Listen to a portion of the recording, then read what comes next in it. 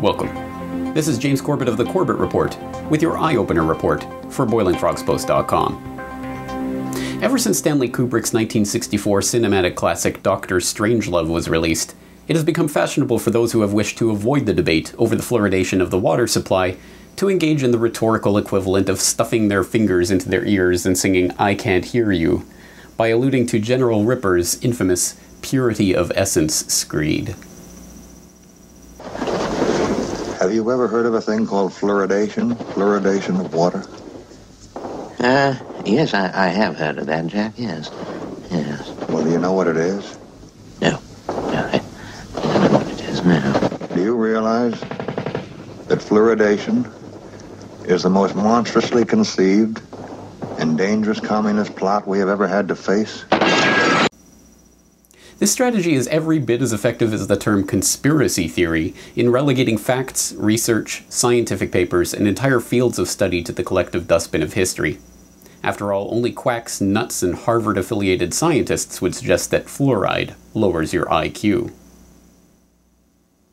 Harvard researchers have found children who live in high fluoride areas have significantly lower IQs than those who live in low fluoride areas. Fluoride is added to drinking water, baby formula, and toothpaste to prevent tooth decay. Further, the EPA says fluoride is a chemical with substantial evidence of developmentally neurotoxicity, meaning it interferes with functions of the brain. Some doctors even say the positive effects it has on tooth decay isn't really worth what it's doing to our children's brains. This latest study is itself a meta-analysis of 27 epidemiological studies concluding that children in high fluoride areas had significantly lower IQ scores than those who lived in low fluoride areas. But as damning as this latest finding is, it only adds to an already voluminous record of scientific studies detailing the adverse health effects of fluoridated water, including studies linking fluoride consumption to brain damage, bone cancer, hypothyroidism, kidney damage, bone fractures, skeletal fluorosis, dental fluorosis, and even infertility. What's more, recent studies have repeatedly shown that while the prevalence of fluorosis increases with water fluoridation, the incidence of dental caries does not show any significant decline. In other words, the best available data has shown time and again that the practice of water fluoridation brings with it numerous attendant health risks and almost no detectable benefits. Although this may come as a shock to a population that has long been exposed to dogma that drinking fluoride is somehow a safe and healthy endeavor, it does not surprise those who know of the history of the process of water fluoridation and how it was brought about as a clever way to dispose of the waste products of the uranium mining and fertilizer production industries. The very first suggestion that fluoride be added to public water supplies was made by a researcher, Gerald Cox, at the Mellon Institute in Pittsburgh. Cox became interested in fluoride because of the suggestion of Francis Frary. That's the letter I uncovered.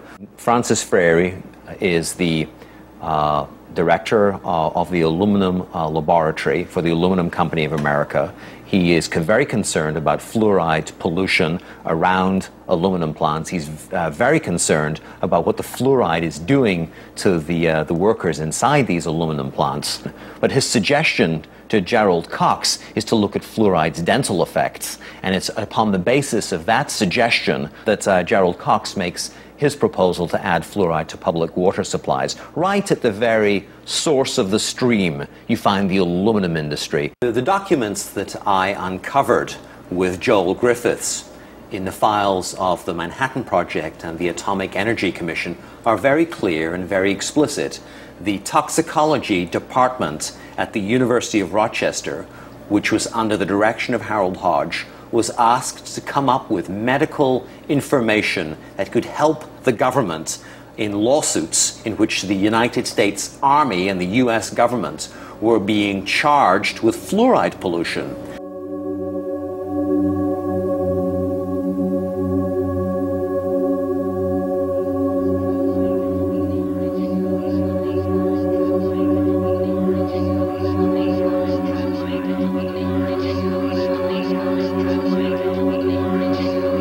As has now been revealed by declassified government documents, the publication of scientific information collected by Atomic Energy Commission scientists such as Harold Hodge that could increase the chance of litigation against the bomb program by workers or downwind communities was forbidden. If water fluoridation was found to be harmful, then the US bomb program, as well as many other fluoride polluting industries, would have been open to massive litigation. So there's not a hope that Harold Hodge would ever say that water fluoridation was dangerous or that fluoride in small doses was toxic, because if Harold Hodge were to say that, it would have pulled the rug out from under the US Army and from under the project to build nuclear weapons.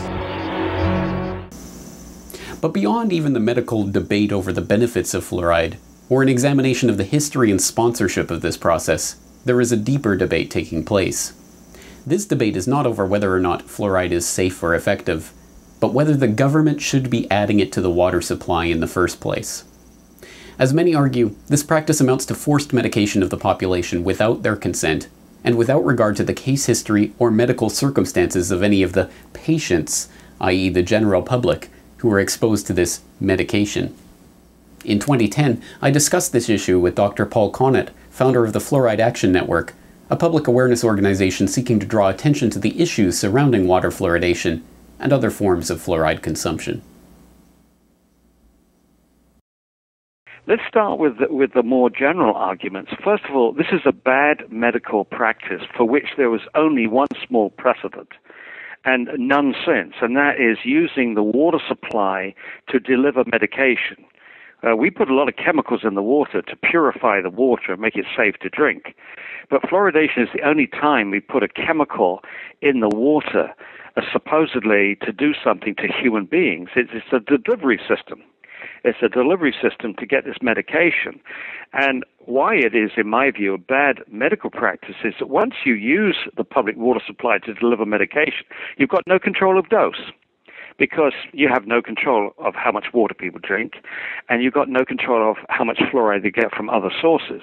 In addition to that, when you put it into the water, you're giving it to everybody, including babies, young children, people that are sick, elderly people, people who have poor kidney function, people who have poor diet. It goes to everybody, no control.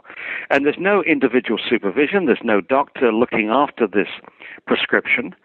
And on top of all that, it is a violation of the individual's right to informed consent to medication.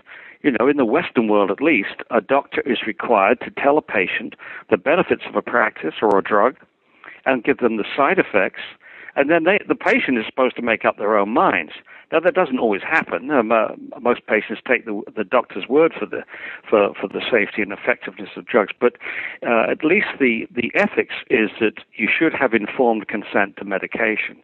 So with fluoridation, we're allowing a whole community, in some cases a whole state in the United States, in some cases a whole country, like Ireland, force this on people without their informed consent. And they're not, in my view, exercising due diligence in warning people that there are serious side effects.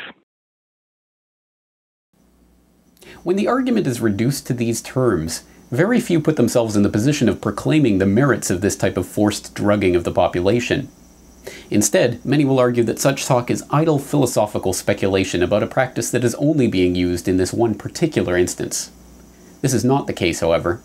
Like every other societally condoned government action, the practice of water fluoridation is now being used as a basis for arguing that other forms of medication can and even should be added to the water supply as well, with or without the public's knowledge or consent.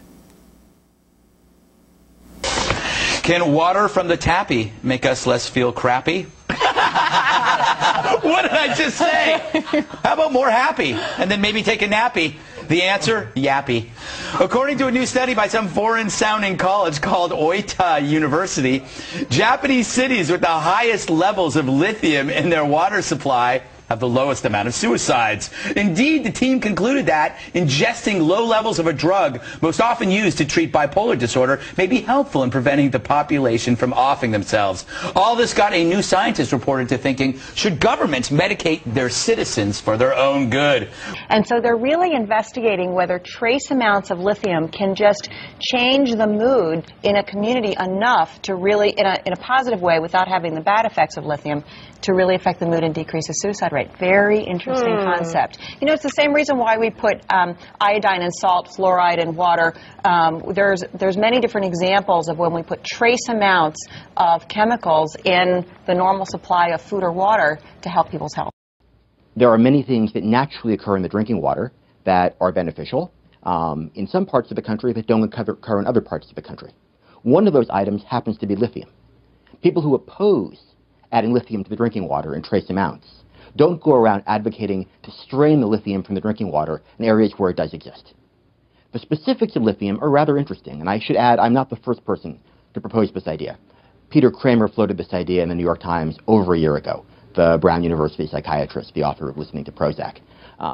In areas where lithium in trace amounts is in the drinking water, there seems to be a lower level of suicidality, and in the Texas counties that were studied, there's actually a lower crime rate. The same studies were repeated in Japan, completely different cultural milieu, and they had the same result. I should add that we're not talking about adding therapeutic levels of lithium to the drinking water.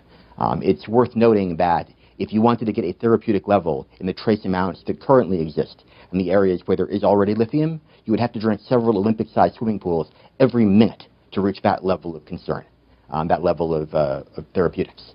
So the reality is these are very low levels, and there's no reason to think they're not safe in the areas they already exist, so why not give everybody that benefit? It doesn't take a medical expert or a bioethicist to understand the danger of this precedent. Whereas just a generation ago the idea of an entire society being drugged to docility through the water supply seemed the realm of outlandish sci-fi fantasy, the idea is now being introduced to the public not only as something which can be done, but as a potential good. The potential for abuse in such a paradigm is almost incalculable. Just 3 decades ago, the current White House science czar John Holdren co-wrote with population bomb popularizer Paul Ehrlich a tome dubbed Ecoscience, Population, Resources, Environment, in which they envisioned that one of the possible answers to the so-called scourge of overpopulation would be to add sterilizing agents to the water supply of targeted communities. This type of practice violates the most basic ethical principles, not merely of the medical profession, but of humanity itself. It's scarcely believable that some of the best educated and most influential thinkers of our time would argue for the practice of willfully drugging the population en masse without their knowledge and consent, and yet this argument is being made. The fluoridation issue remains the canary in the coal mine on this particular battlefront of health freedom. As long as the practice of fluoridation in local water supplies continues, that practice can be used as a precedent for future mass-forced medication campaigns. When that process is delegitimized and exposed as the corporatist governmental boondoggle it has always been, however, the rug is pulled out from under those who would seek to use that precedent for their own agendas. This video is brought to you by the subscribers of BoilingFrogsPost.com. For more information on this and other topics, please go to BoilingFrogsPost.com. For more information and commentary from James Corbett, please go to CorbettReport.com.